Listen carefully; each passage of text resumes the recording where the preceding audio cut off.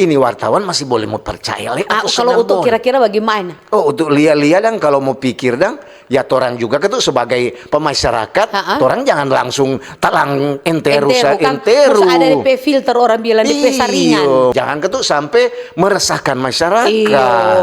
Akhirnya timbul polemik. Di masyarakat. Jadi itu opini-opini masyarakat itu so kasana kamari akibat itu berita itu dia. Jadi umpamanya Dora itu ada bikin satu berita kemacetan di SMA 7 begitu. Jangan cuma ambil dari PU. Dari masyarakat juga. Misalnya masyarakat keluhan ini kan.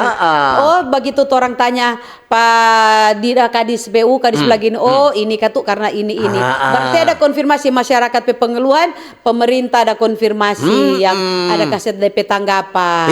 Supaya berimbang kata-kata berimbang kata orang bilang. Supaya ketuk orang berita itu boleh juga diterima oleh masyarakat dan bisa dipertanggungjawabkan. Supaya wartawan itu masih bisa mau dipercaya.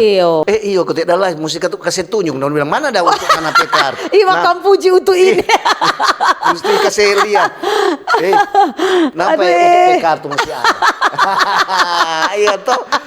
Supaya kan orang ini bawa cerita berarti ada pengalaman. Ada pengalaman. Dora juga ada pengalaman.